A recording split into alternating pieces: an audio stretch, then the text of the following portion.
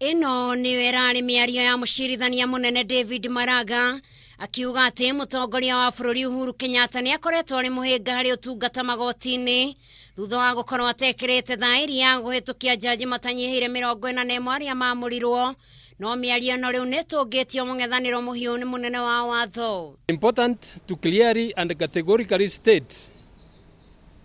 that this shortage of judges and the near paralysis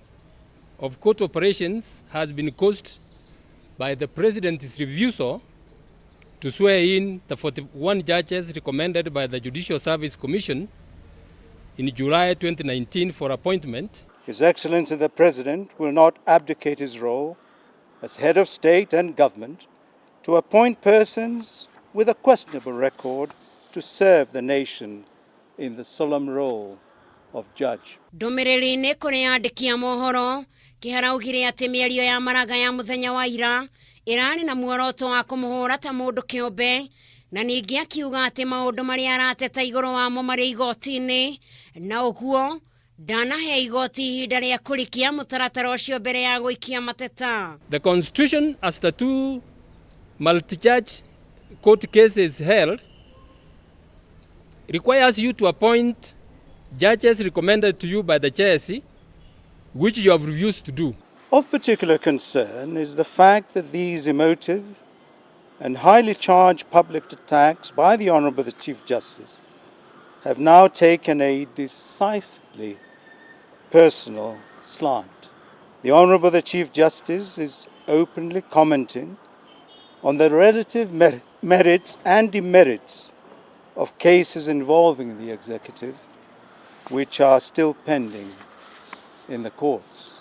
Riri ni rita ria keri ihinda-ini ria kiumia kimwe Maraga gukirira President na Kihara akiririkania Maraga ati President akoretwo akigeria uria wothe angihota kwaga kuingirira wira wa ruhonge rwa magoti na ningi Kihara okirira Maraga ni mutugo wake wa gukirira President muingi-ini akiuga undu uyu nduratwarana na mitaratara ya utongoria thirikari-ini. Your Excellency, you know I have respect for you as our President and I have told you that.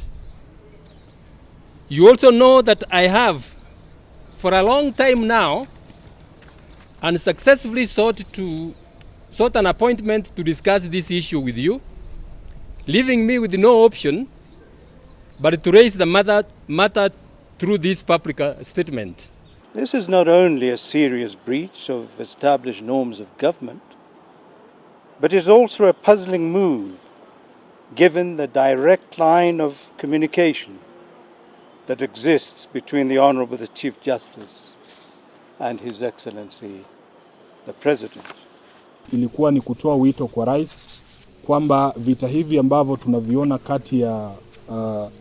yule jaji mkuu na ikulu